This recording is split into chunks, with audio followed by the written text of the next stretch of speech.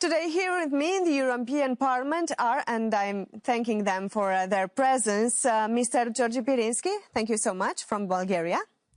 And also Mr. Jeroen Lenaers, thank you so much for your presence from Netherlands. Thank you. We have an important discussion regarding the European Labour Authority. What is actually this authority? Well, the authority is a proposal by the European Commission to establish a new agency, an agency that will help national labour inspectorates to enforce the rules that we set here when it comes to cross-border labour, when it comes to cross-border provision of services. We've done a lot of work in the past years together with Mr. Pirinski on many issues related to the legal aspects of free movement of workers, free movement of services. And I think it's important that now we also work on how to actually enforce these rules in the European Union. We see that more and more people use the freedom to move freely. It went from 10 million to 17 million in just a couple of years. It will only grow in the future, and we need to make sure that our inspections, our labour authorities can also cope with this new challenge. How will this authority actually work? Well, this is something which we will have to think very seriously about, because if Mr. Lenaers says enforce, immediately member states say, but wait a minute, this is our national competence. Exactly. This is not something which some kind of authority or agency out of Brussels. Superpower. Exactly. Superpower. Yes, yeah. But it should be recognized that there are, as was pointed out, a number of European-level legislation rules on fair mobility, on the right of people to seek and to have work with European standards observed.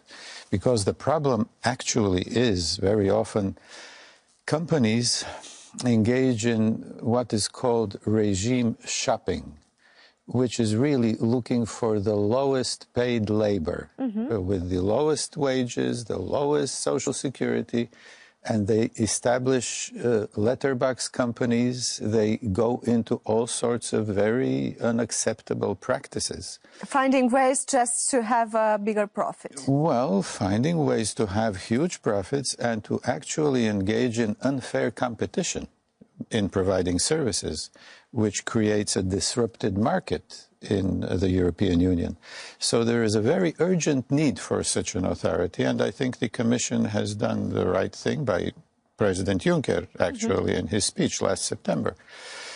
He basically said actually the following. I don't know whether you looked at the text. He said, how come we have a European banking authority which can impose banking rules, and we don't have a European labour authority which should look after labour rights?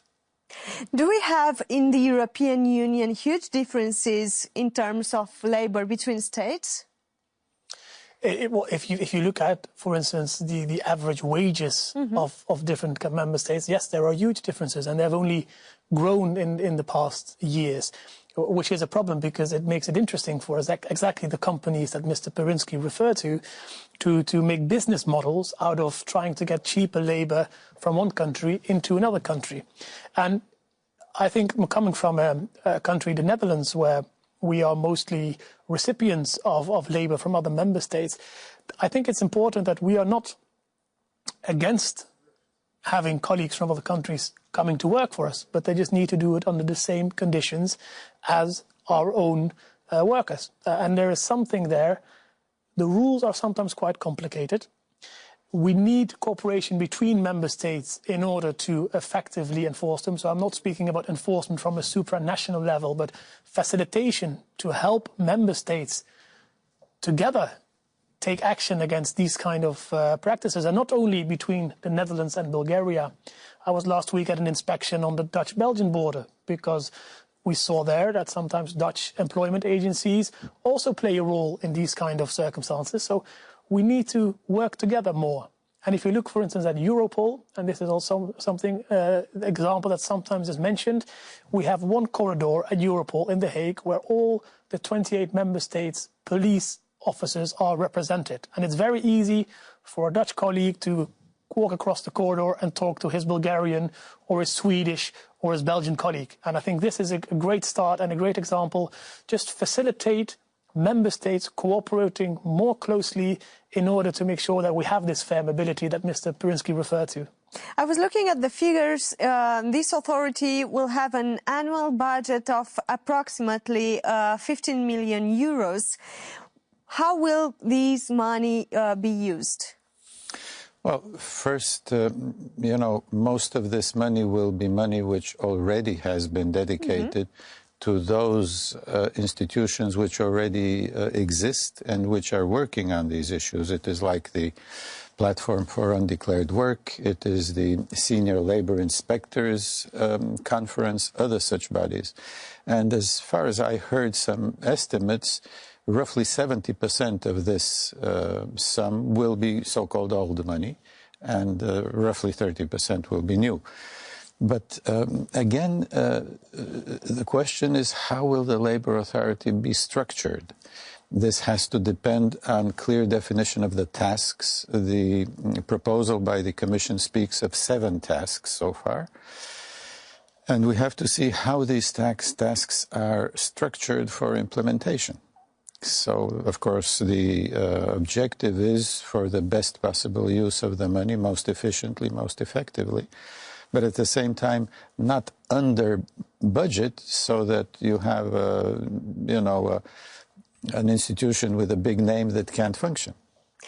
Let's try to explain to our viewers, how will they be affected? Me, as a private citizen, working in a state, in Romania, for example, or in Netherlands or in Bulgaria, how will I be affected positively or negatively by this authority, by using this authority? Yeah. Just to start, of course, this is a proposal from the European Commission. Sure, So sure. Mr. Pirinski and myself and some other colleagues will start working on this in the Parliament, and we will possibly, but I would think so, adjust certain issues of the proposal. What I think is important is, in the Commission proposal, it is not only about facilitating enforcement, but it's also about information provisions. We noticed that many people who would think about maybe working in another member state, whether it's from the Netherlands or from Romania, have a lot of questions about what are my social rights, what are my labor rights, how is this going to work, what is the bureaucracy, what do I need at an administrative level. Very important to have an authority as well who can give information. So as a Romanian citizen, you can ask him, say, listen, I would like to work in the Netherlands. What are my rights? What are my duties? What do I have to do? Secondly, if we manage through this authority to be more efficient in battling against those, sometimes companies, sometimes organizations, who try to abuse the rules that we've set in Europe, then it will also, at the same time, mean we'll be more effective in safeguarding the rights of those people who come to work for good purposes and people that we actually need in our economy. Let's see exactly what are the next steps here in the European Parliament. It's a premiere to have you both on the same table discussing about this subject, the rapporteur and the shadow. What is your job in the next period regarding this subject? Well, basically, we will be working under Mr. Lenar's leadership, preparing a draft report, and then drafting amendments. This should take about till the middle of July, and then we consider the amendments right after the vacation, I think, at the end of August, 28th, 29th. And the idea, I think, is to have a vote in the Employment Committee in mid-October. We will see what happens until then. What are the main issues under discussion, let's say? What are the issues that will create problems in European Union here during the debate? Well, it's always hard to look into the future, of course. We will have a first exchange of views with Commissioner Thyssen this week. And for me, I think the big discussion is going to be, as Mr. Pirinski referred to, there are 7 tasks this agency will have. I think we have to have a discussion about which tasks are crucial and whether there are tasks that are lacking, maybe. we also have to have a discussion that if we have these tasks, to make sure that if we want the authority to perform its tasks, that it also has the right ammunition to do so. So make sure, in my ideal world, we would have a very efficient, not too large agency to start with, but one that is really operational. So not a efficient also. Not a new think tank where a lot of policymakers come together and think about what we should do, but operational people from the labor inspections of the member states working together to make sure that we have a strong, powerful, efficient authority. I think this is what I would be aiming for. But as I've said, we haven't discussed it yet, so I'm looking forward to hear from my colleagues. I know Mr. Pirinski very well from his work on the platform for undeclared work. I think he did an amazing job there. And if we have the same sort of attitude towards the Labour Authority, I think we should be able to find a good agreement in the Parliament as well. Well, there are two issues which I believe will be debated.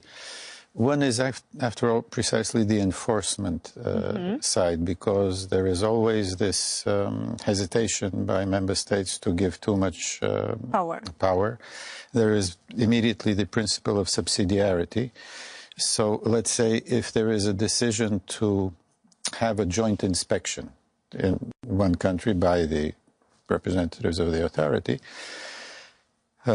now I think there is a provision which says that if a country does not want to have this inspection, it has to explain why. And this might be a question, whether such an explanation is mandatory or the country has the right to simply say, no, thank you, I don't have an interest. And the other issue is the tripartite nature of this body, that is, having the social partners as part of the authority, because the platform on undeclared work has the social partners as members of the platform. Some of the structures going into perhaps the authority, like the EURES, has the social partners there. On the other hand, there is a hesitation. Is this really something that we want to see? I personally think that it would be of use, because even now, trade union organizations from different countries have their own cooperation. They have their own agreements, bilateral or even broader, tackling certain types of problems. But, of course, these are issues which will be quite seriously discussed, I believe. Thank you both for your comments and for your presence. I will focus now on Romania.